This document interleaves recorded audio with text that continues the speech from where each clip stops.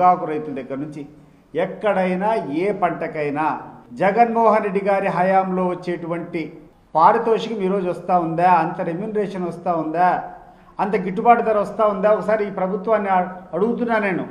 మీరు ఏమైనా ఎక్కడైనా రైతులు ఇబ్బంది పడిపోయి వాళ్ళు పండించేటువంటి పంటలను వంకల్లో వాగుల్లో రోడ్ల మీద వేసి ట్రాక్టర్ల కింద తొక్కించేటువంటి దౌర్భాగ్యంలో ఉంటే వాళ్ళకు నువ్వు అండగా ఉండి వాళ్ళు పండించేటువంటి పంటను కొనేటువంటి పరిస్థితుల్లో ఈ ప్రభుత్వం ఏ రోజైనా ఏ కార్యక్రమం చేసింది ఒకసారి ఆలోచన చేయాలి.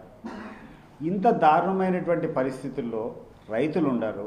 ఈరోజు ఈ రాష్ట్రంలో ఉన్నటువంటి ప్రభుత్వ ఉద్యోగులంతా వాళ్ళకు రావాల్సినటువంటి బకాయిలు రాలే, వాళ్ళకు రావాల్సినటువంటి డిఎల్ రాలే, వాళ్ళకు రావాల్సినటువంటి ఐఆర్ రాలే.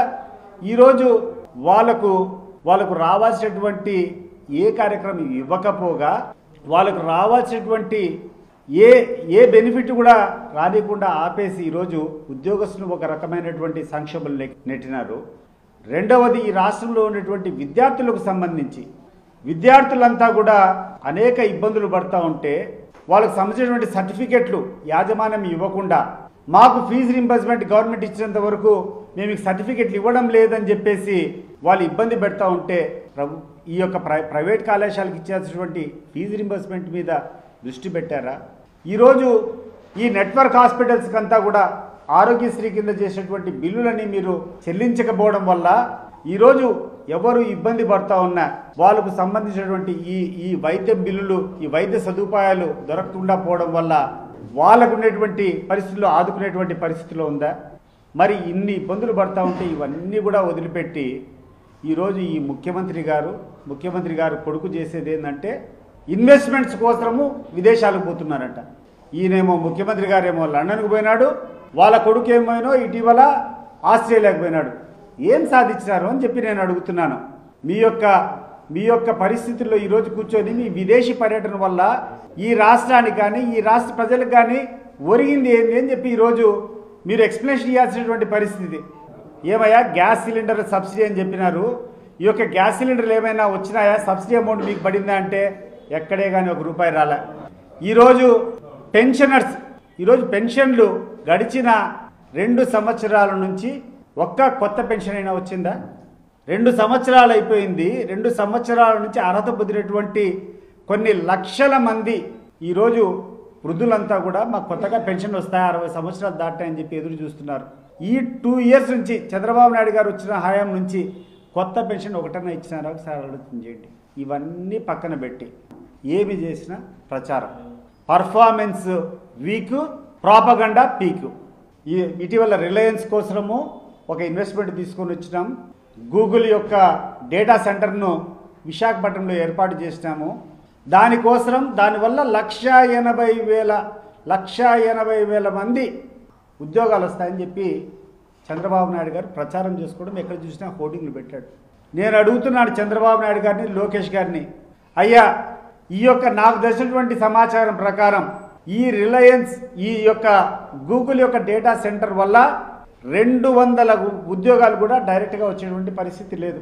గతంలో కూడా చంద్రబాబు నాయుడు గారు అధికారం లేనప్పుడు ఈ రాష్ట్రంలో ఉన్నటువంటి రైతులకు నికరంగా ఉచిత విద్యుత్ సప్లై చేయాలంటే మనం తక్కువ రేటుతో ఈ యొక్క పవర్ పర్చేస్ చేయాలని చెప్పి ఆ రోజు సెకీ అంటే అది ఒక గవర్నమెంట్, సెంట్రల్ గవర్నమెంట్ సంబంధించినటువంటి సంస్థ, సెకీతో ₹2.49 ఆ రోజు కొనుగోలు ఒప్పందం చేస్తే పెద్ద ఎత్తున తప్పులు పెట్టాడు ఈ చంద్రబాబు నాయుడు.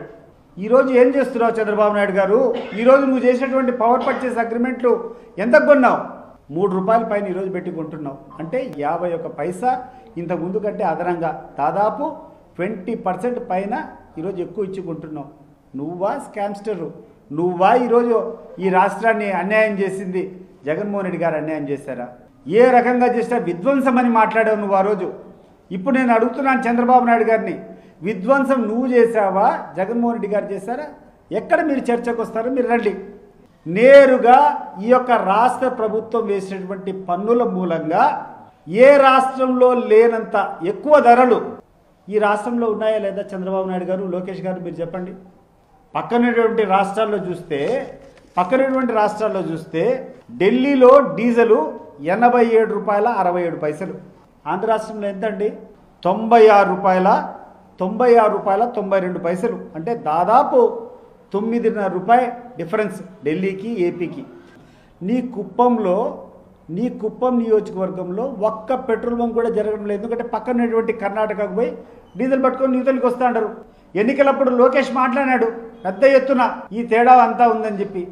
నీకు ధైర్యం ఉంటే నీ చేతిలో ఉండేటువంటి పన్ను ఈ రాష్ట్రంలో ఉన్నటువంటి కొన్ని కోట్ల మందికి సామాన్య ప్రజలకందరికీ ఉపయోగపడుతుంది.